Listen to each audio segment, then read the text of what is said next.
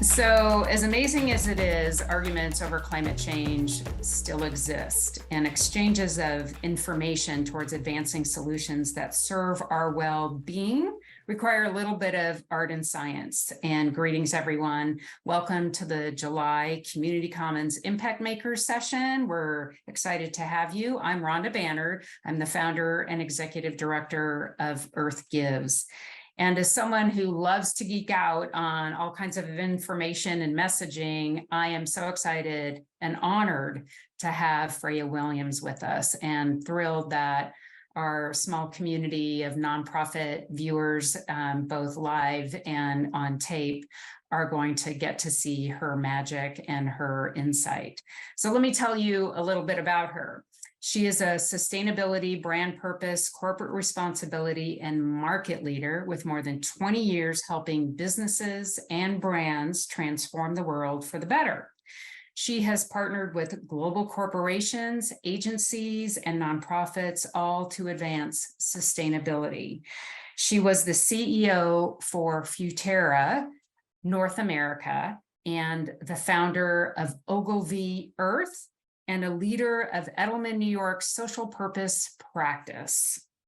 I could go on, but and I will for just a second. She's advised organizations like Google, L'Oreal, and the United Nations. I mean, her bio can go on forever and ever and ever, and she is fully an amazing human.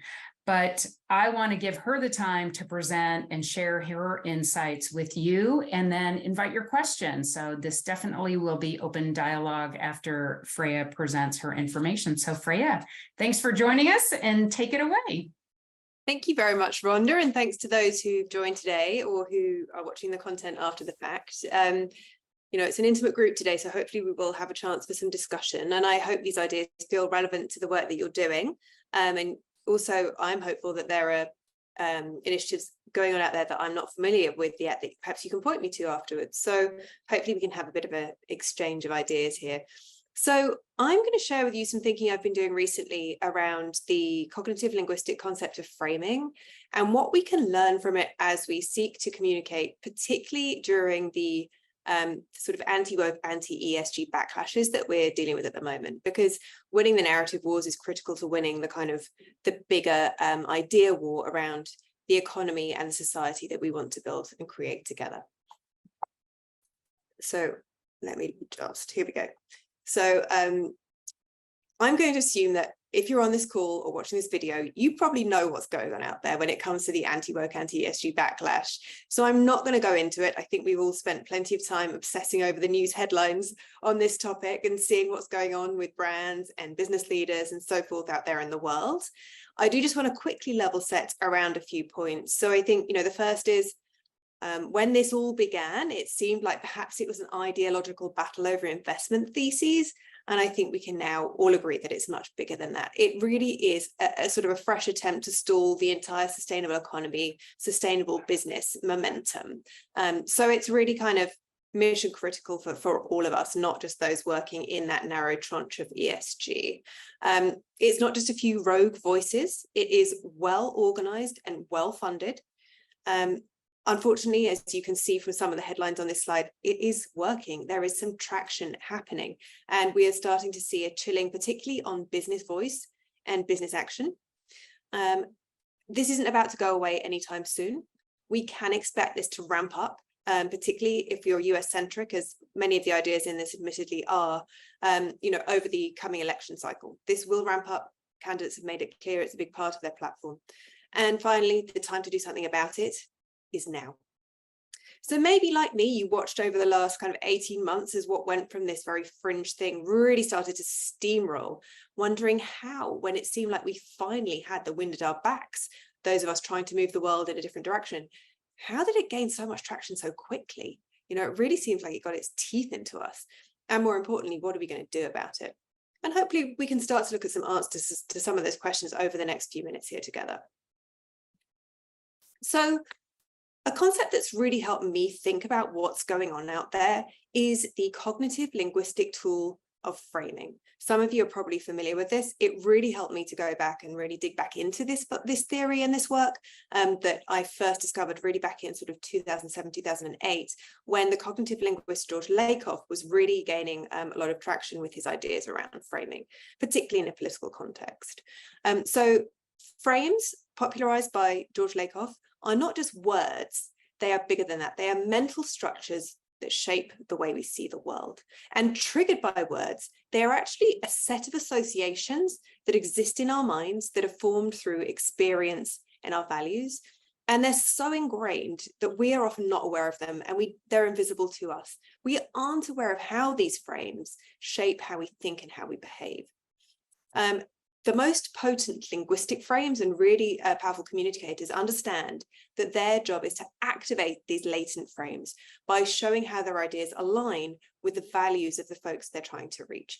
Sometimes it's like making that invisible visible, or really putting a name to an idea that kind of was a feeling people had. They felt like it was on the tip of their tongue. They couldn't quite articulate it. So if you've ever had that feeling, the chances are you've been framed. We often encounter frames in political discourse, and traditionally the conservative movement has been much better at doing this than the progressive movement. They have invested in it as a discipline, and they've built an institutional framework to communicate their messages broadly. So some examples of frames that have been used to advance conservative agendas: you might think about pro-life, which is a very effective frame that has allowed conservatives to advance their agenda around reproductive and abortion rights. Or you might think about Obamacare, which was another very successful frame that conservatives used to sort of impede progress of the Affordable Care Act amongst people who had an awful lot of associations in their mind around President Obama. Those are just two examples. Progressives do this well too, and I will come on to show you some examples of that. But it just is a truth that historically, the conservative movement has been much more focused on this world of framing and how to utilize it to advance their agendas.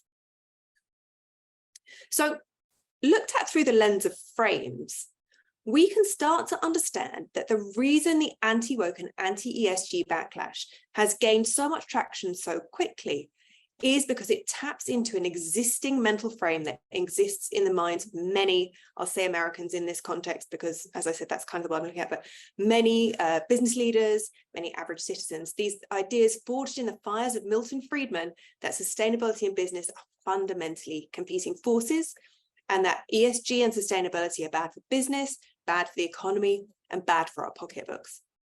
And indeed, proponents of these ideas are sort of naive idealists who don't really understand how business works, or don't really understand how the economy works. So what is happening is that the crowd that's pushing back here, the anti-ESG and anti-woke movement, is tapping into the dominant mental frame that already exists in people's minds. And that is a much easier thing to do than to build a new frame, which is what those of us engaged in that sort of more progressive sustainable business movement are trying to do.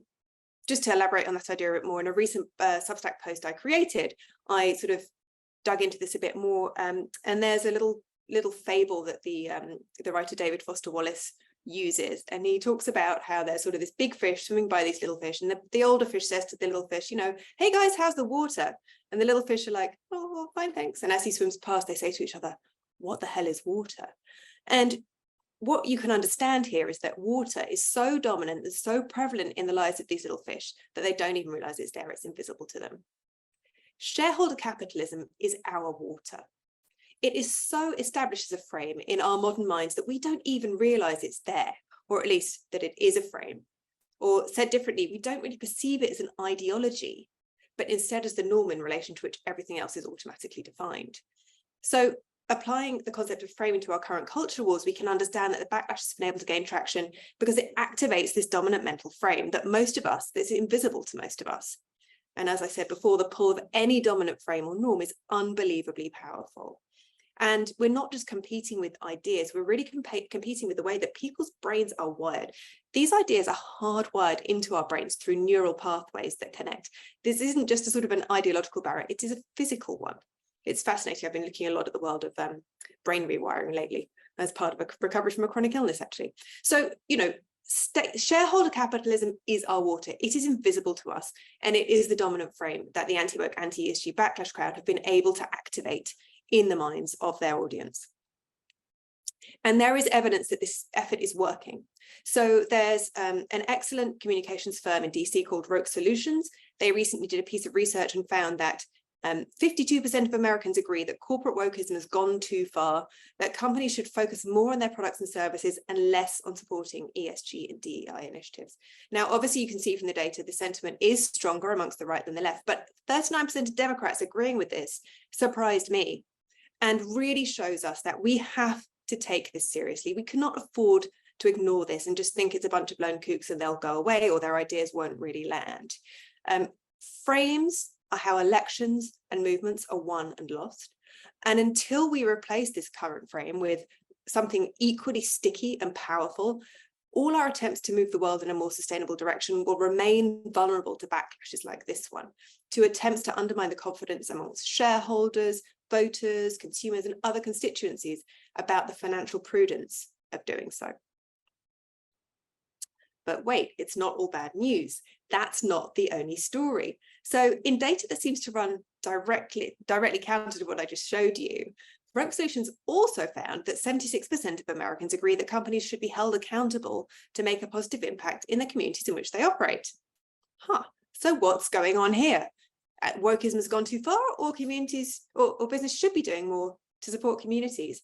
Are Americans just really confused? Well, probably, but cognitive linguistics also has a tool to explain what's going on here. As Lakoff describes it, many of us are what he would call biconceptual, which is to say that we have some more conservative frames and some more progressive frames that exist in our minds at the same time. We are biconceptual, and this is particularly true of the movable middle, that sort of apocryphal group that you really need to engage if you want to win. The positive side of this is that people are persuadable. I think it's often easy to write people off and assume that, you know, they're stuck in their ways, that they won't listen.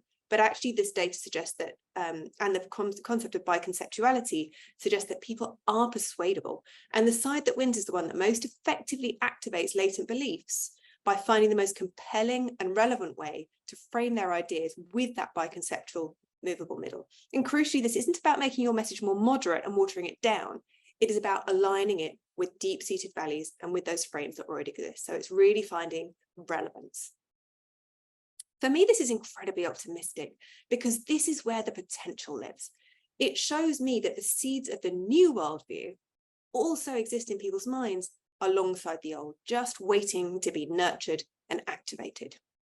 So if we think about the work that we need to do together, and by we, I mean all of us engaged in this movement, in this effort to move the world in a more sustainable direction, we can understand that our collective assignment is to create a new frame and narrative to win the world we want. And we need to do it fast. Unfortunately, there are powerful examples of how frames have helped successful movements that we can learn from. Other movements have felt as embattled, as under siege as perhaps we do now, and they have won through a very disciplined approach to framing, smart approach to framing, and a well-resourced commitment to winning the war of ideas, among other things. Of course, that's not the only thing they did, but it has been really a critical part of previous movements. And I'm just going to talk a little bit about that for a moment. Let me see if I can just make this small. Okay, there we go. So what you're looking at now is a formula that we developed during my time at Futerra to really distill the elements of a successful social movement. The formula is people plus passion multiplied by plot adds up to massive, something beginning with F, social change, which is really what we're aiming for here, massive social change.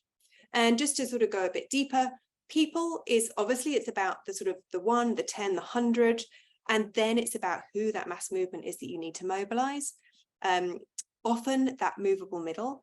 And it's about offering them a sense of collective identity and making sure that they feel like they belong in your movement. And, you know, I think it's interesting at that point to think about how welcoming our movement feels at times and whether we truly are rolling out the red carpet to welcome as many people in as possible. Passion. This is critical. This is about really igniting passion in the people we need to reach. Perhaps it's the movable middle. And often this is about taking something latent within people and activating it by showing how it aligns with their values. We want them to go from being sort of passive bystanders who maybe aren't blocking what we're doing, but haven't really done anything to advance our goals. We want to catapult them into active members of the movement willing to fight for us to achieve our ends. And finally, plot. Plot is often lacking in social movements, and I think perhaps we can all think of examples of where that's been true. Plot is kind of the cold, hard-headed side of movement building. You need to have a really clear sense of your end goal and what you're setting out to achieve, and a set of strategies for how you're going to achieve it. And this is where framing and narrative comes in. A successful reframe is often a central piece or a centerpiece of any successful major social movement. So that kind of allows us to tighten the brief further. We need to ignite a passion for the transition to a sustainable economy amongst that movable, persuadable middle by changing the narrative plot.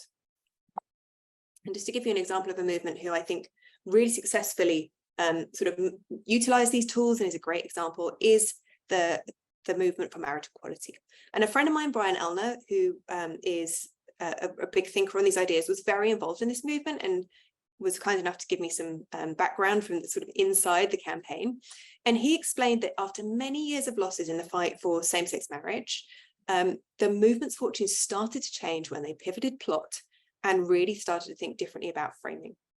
So in terms of people, they knew they had to expand support for same-sex marriage beyond people for whom it was directly relevant. Maybe it's me, my relationship, my direct family, to folks who wanted those things for people in their own lives, but maybe hadn't thought about it as a bigger issue to fight for. Really, they needed to reach the movable middle. And in terms of passion, those people who perhaps were not standing in their way certainly weren't taking that passion to the ballot box, which is where the movement needed them to show up. So it really for them was about igniting that passion to get folks to fight for this movement. And a change in narrative was really the key plot twist that helped them make their progress. So what Brian explained is that the term sort of gay marriage or same-sex marriage hadn't really worked because they were triggering a lot of old frames in the minds of many people they needed to reach. There were a lot of old biases that existed in people's minds around gay people, gay lifestyles that were simply inaccurate and were really getting in the way. So it was when the movement started talking about the freedom to marry, tapping into perhaps that most important and most sacred of all American values, freedom, and also talking about their goals in terms of love, family, and commitment.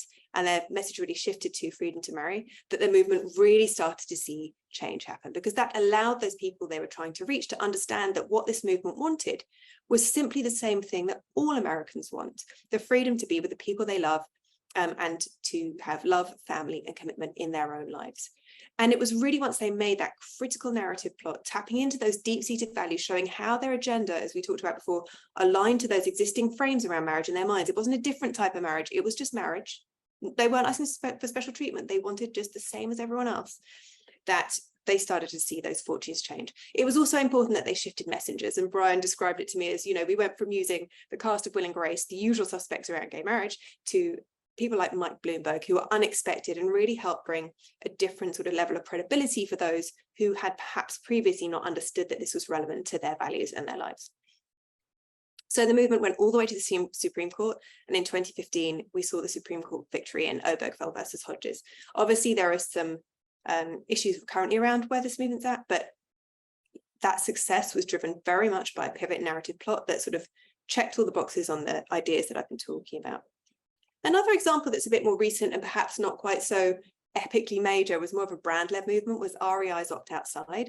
And the reason this is here is because when I was doing some of this work, I was actually partnering with a former client of mine, Alex Thompson, who was one of the leaders of this campaign at REI at the time.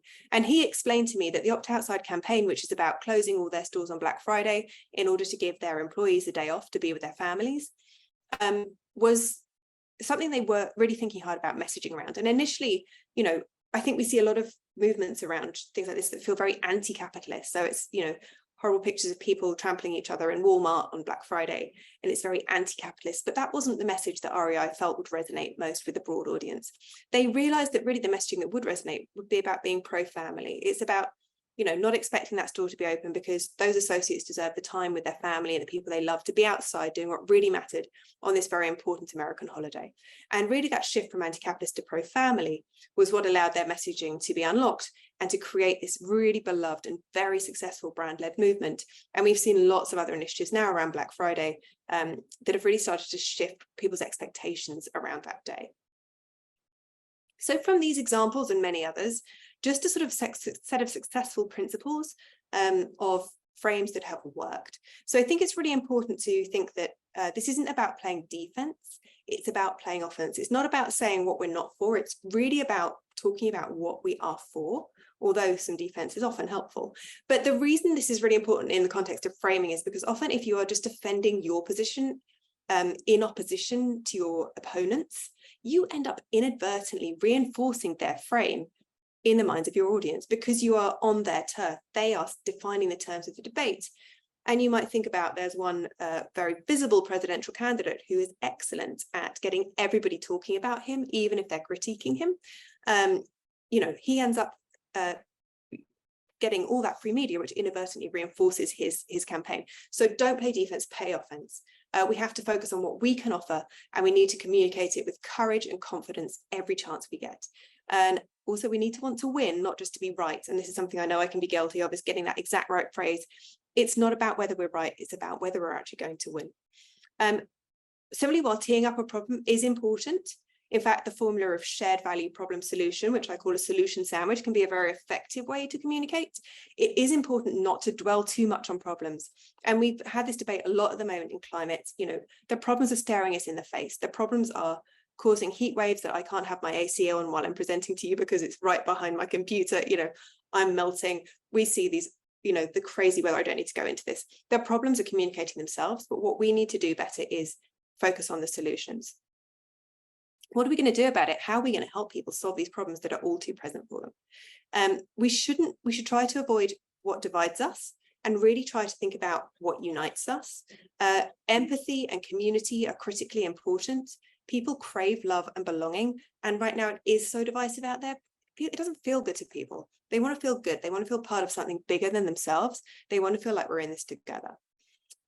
Similarly, cognitive linguistics explain to us that facts are not nearly as successful as feelings when we want to move that movable middle. If facts worked, we wouldn't be in the situation we're in now. And what cognitive linguistics explains is that if you have a dominant frame that's well established in your mind, facts that sort of try to counter it don't even go in, they just bounce off. Facts are not persuasive. What we need to tap into are feelings and shared values, as we saw in the freedom to marry example. We need to align our issues to the values of the people we're trying to reach so they can see them for the first time in a new light. And remember, we're not just trying to change minds, we're trying to change how brains are wired. And finally, often, particularly far-right messages, but often climate messages can be very fear-based. Progressives actually tend to win, though, when they activate positive, hopeful frames. And if I say to you, hope, change, yes, we can, a campaign I'm sure we all remember well, this was a really powerful recent example of how leveraging hope instead of fear allows you to rise to success with your movement. So here's the thing, we have so much to work with. This backlash is an attempt to resurrect the old model of what I call zombie capitalism, because those who benefit from it don't want to let it go. But it's also because people can't imagine, when they're so trapped in the dominant frame, that an alternative route to prosperity is possible. They really can't imagine anything else. They don't realize that they're subject to an ideology. They think we're the ideological ones because what we're presenting is new. ESG is such a bloodless acronym for the beauty and joy that lies on the other side of achieving our goals. Let's invent a lexicon that's fit for purpose and reframe our agenda to a win. And so just a sort of couple of closing thoughts on this. A writer and thinker I really respect is Anand Giridharadas. He wrote a book called The Persuaders. This is a really excellent book, for those of you who haven't read it yet. When you're thinking about communicating, particularly with people who don't agree with you, he's done a load of really interesting research, particularly looking at folks who've been successful in building movements that are non-partisan and that reach across the aisle. And he says that if those who seek to unravel our society can figure out what moves citizens in this fragmented and confusing time, so too can those who wish it well. And one more closing thought. You know, I think this is a really interesting thought, again, from George Lakoff, who, again, I recommend you read everything he's written. It's really, really helpful and interesting. He says that political ground is gained not when you inhabit the middle ground, but when you impose your framing as the common sense position. So the dominant frame, in this case, shareholder capitalism, will always seem like the common sense position because it is just so dominant. And when shareholder capitalism was invented, perhaps it was common sense. But the cracks in its facade are beginning to show in increasingly dangerous and visible ways, as we all know. Right now, the only common sense position open to us is the sustainable position. We just need the right the right frame to flip the script. So I would just say, watch this space. And I'm engaged in several initiatives that are doing this work to try and change the frame. So those are just some of the ideas I wanted to share with you today. I hope they've been helpful, and look forward to hearing thoughts and comments on them in the days and weeks ahead. Thank you, Freya. Wow. So Lauren, Mikey, what questions might you have? And how does that feel like it can translate, or ask Freya, how does that translate to the work that you do?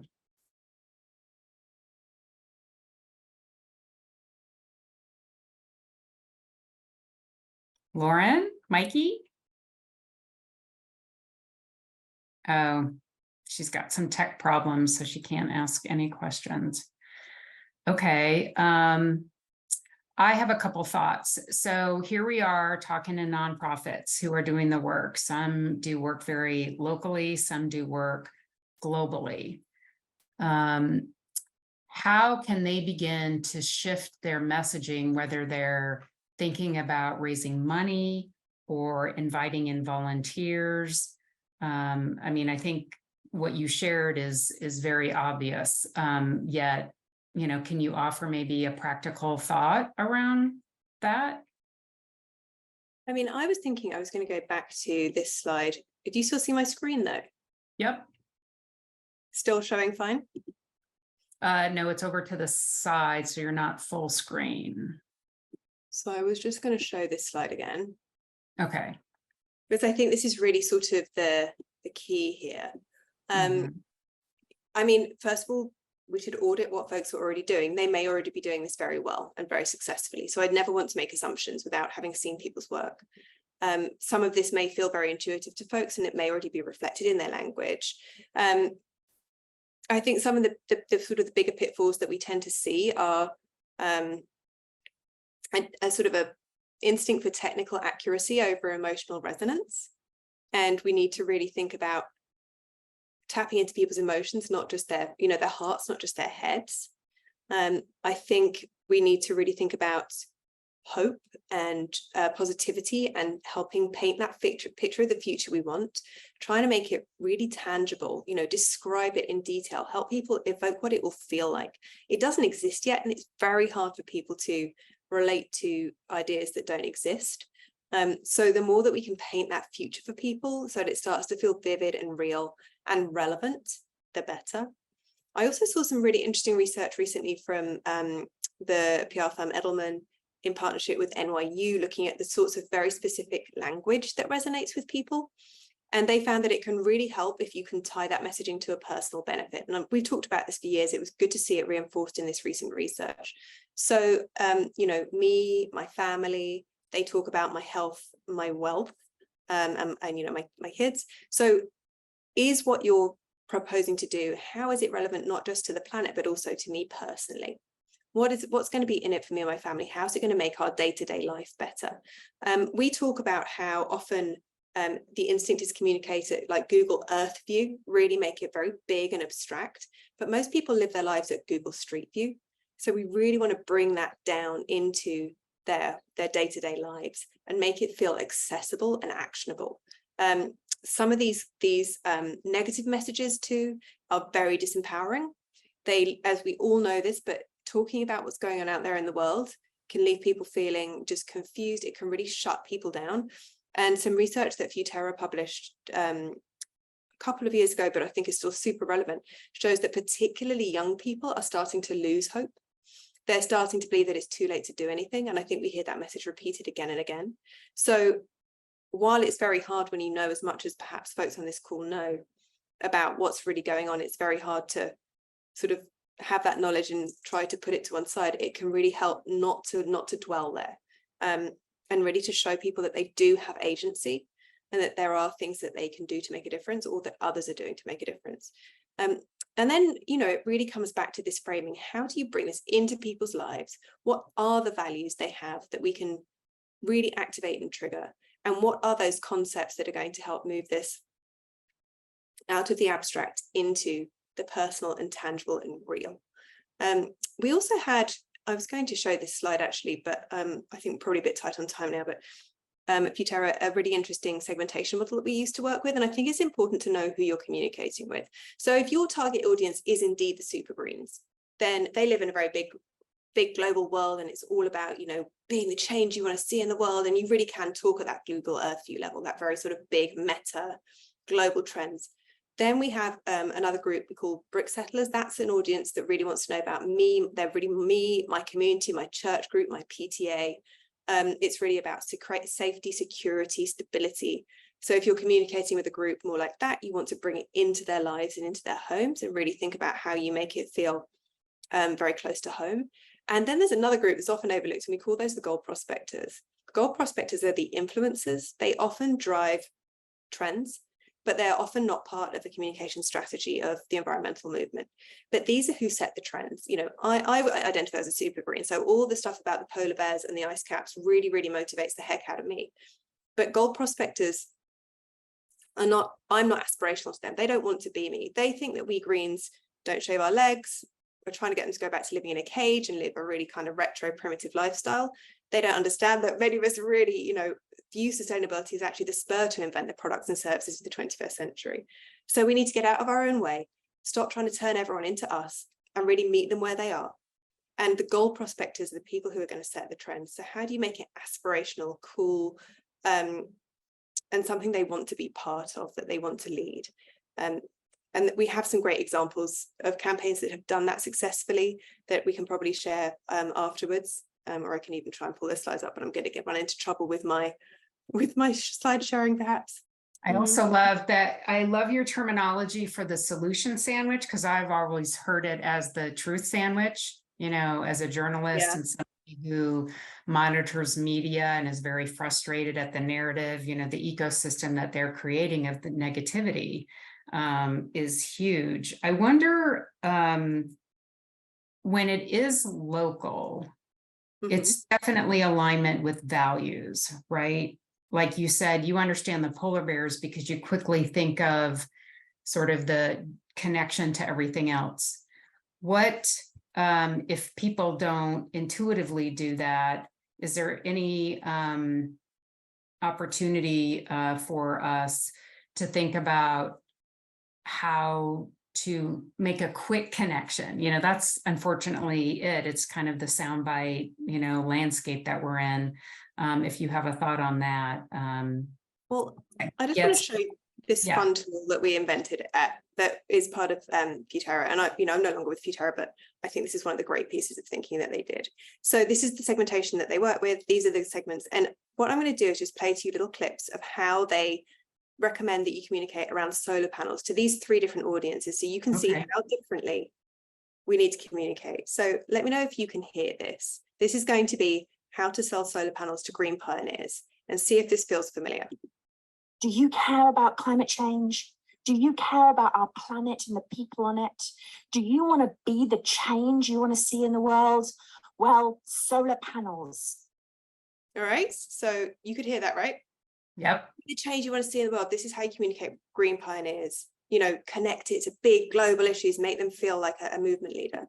But then, let me see, this is how you should communicate to brick settlers. And often people think you can't sell solar panels to this group, or at least they used to. I think that's really changing as we're seeing so much success with the solar industry in some of the states where more of these folks perhaps reside. But, you know, this is the person, the green pioneers and the brick settlers are often very much in tension, because the green pioneers are arguing about, why are you worrying about like these smaller issues when the polar ice caps are melting? And the brick settlers are saying, well, how can you worry about the polar ice caps when there are kids going hungry right here in our own backyard? So both can be absolutely activated around issues, but you've got to go in through the right door.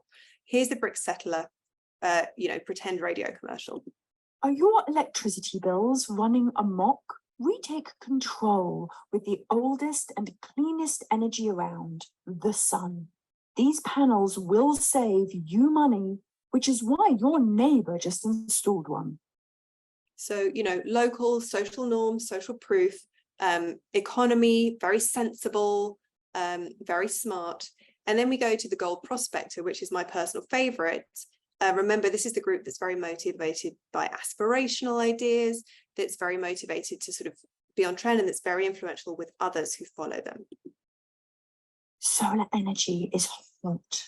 These ultra high performance panels are available in black, pink, and limited edition platinum.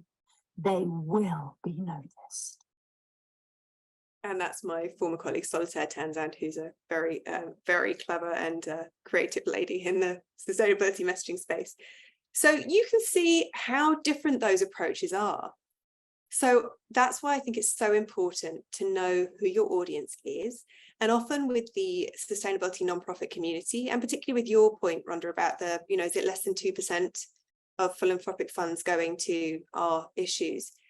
It's probably because we're really stuck in that green pioneer niche. And I would say a big part of what we need to accomplish is making the leap to the golds. And so often it's about the greens arguing with the bricks over the heads of the golds, not understanding that the golds are who is going to really help us unlock more of that mass change. So, obviously this is about selling something, a consumer good. So it's easier to think about how to be consumerist in that context. But I've actually got one example of campaign that we did. So that's the Google Earth view versus Google Street View. This is thinking about sustainability issues are, my life is, this is the gold prospector's life and world. How do we meet them here where they are? How do we not become just a massive downer on their lives, load them up with guilt and shame, but really think about how we become part of the life they want? And why should the young have to be always burdened with this terrible doom and gloom? It's really we who should be taking on that burden, and they should be free to live their lives. I've got kids and I think about that every day. Everyone's like, oh, the next generation is going to solve it. It's like, I just think that's ethically and morally extremely wrong. But we actually worked on a campaign around wildlife extinction. And I think this can be a useful example if you're in the nonprofit communication space. This is not our work. This is the audit we did of campaigns in the extinction space, in the species loss space. This was a campaign that we were helping UNEP with around species loss and trying to stop wildlife trafficking. So we did an audit and we looked at this, and this is everything not to do, right? This is doom and gloom. This is loaded up with shame. This is framed around things people don't want to think about. And this is the campaign that we did. It was called Wild for Life. And there's more on this. This is a couple of years out of date now, but there's more on this. And basically what we did was really, we created this campaign that is going to sound frivolous, but isn't.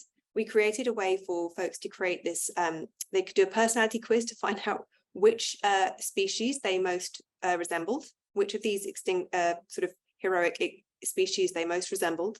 You could take the quiz, you could then create this social media proof point showing which animal you were most identified with. And we employed really high profile, very gold prospector, appealing influencers. This is the model Giselle Bündchen. We had famous global soccer players and other really high profile personalities who helped seed this campaign globally, showing that they were in support of ending wildlife trafficking. And this was really all about trying to create that sort of individual connection between you and the animal, behind creating social proof to show you're part of this movement that's really cool to be part of.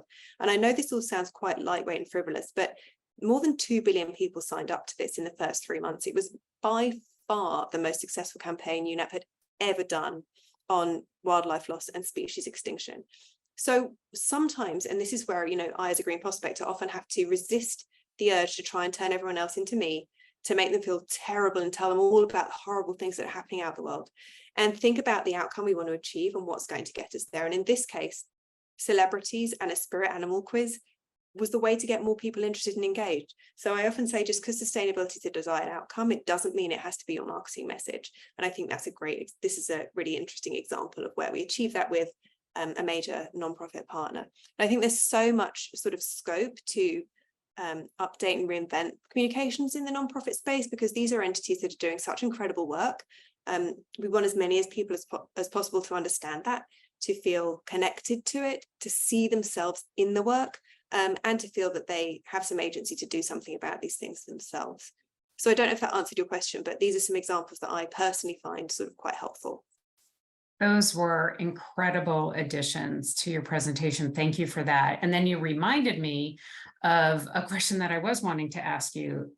There was research that we presented through our technology partner last year that said that one of the reasons why people don't invest in as much in environmental nonprofits is because it's hard to tell the story. It's complicated, and it's also not something they see tomorrow. You don't plant a seed and then see a tree tomorrow. You don't, say I'm helping with global warming and then feel it tomorrow. So what are your thoughts on that? I think there are things that are more immediate that we can talk about. I think the solutions are happening now. I personally have found some of the work going on in the solution space very inspiring and surprising. So I think we can talk about what's happening now. I think as much as possible, bringing this out of the future tense into the present tense is really interesting. So what is happening now? I think you can see in this campaign, species extinction is a very dark and doom-laden topic. And yes, the impacts are being felt today, but extinction is still, hopefully for some of these creatures, a little ways off. How do you bring it into people's immediate lives? And here it was by bringing it into their social world, finding a way to make it relevant to things that they care about and they're reading about, and really existing in that same world that they're swimming in now. So I think there are absolutely ways to do it. I don't think you can sort of have a blanket statement for all organizations, but I think showing people the relevance to them, helping them see themselves in the movement is really important. And I think so often, it's really easy to worry about being right, making sure that we are saying all the right things in the right ways, to get very bogged down in what the right finds it very easy to frame as political correctness. Sometimes we just need to make it radically simple, just kind of get rid of some of that stuff and just try to stay at that high level, make it aspirational, make it simple, make it powerful, and come back to those really important values. What we're trying to achieve here with addressing the climate crisis and other environmental issues, it is freedom. It's freedom from fear. It's freedom from this extreme weather that's killing us all. It's freedom to enjoy our wild places that should be our birthright and our legacy. It is about love for everything we have. And another colleague of mine talks a lot about we need to focus on love, not loss, what we love and why we want to preserve it versus what we're losing. There is a lot here. It is a very emotionally powerful space. And I think if we can tap into that and help people feel, the richness and connectivity of that, we can really help to sort of reel them in and get them re-inspired and reignited around these issues. Well, wow, that was indeed a masterclass. So everyone's having technology problems. That's okay, everybody. What a masterclass. Wow, it just got my head spinning. I need to recheck a lot of things that I've been thinking about, but also very reinforcing to a lot of the pathways and journeys that I believe that we've needed to be on as it relates to Earth Gives too. So unless you've got any final thoughts for us, wow, Freya. I don't think so. I think just, remember who you're trying to mobilize and what you have in common with them, and tap into those really sort of powerful fundamental human emotions of freedom, love, belonging, community, and try to avoid the risk to the trap of fear and doom. Indeed. Wow. Thank you so much. So much for all the work that you do and everything that you've provided us to think about. And we'll be excited to share it with the community. So with that, I appreciate everybody being here, and thanks for joining us for Community Commons. And we'll be back next month with another presenter. And until then, keep changing the world. Thank you. And you guys can find me on LinkedIn, and also just to again acknowledge the content that I shared here that's from Futerra, and thanks to them for doing this work too.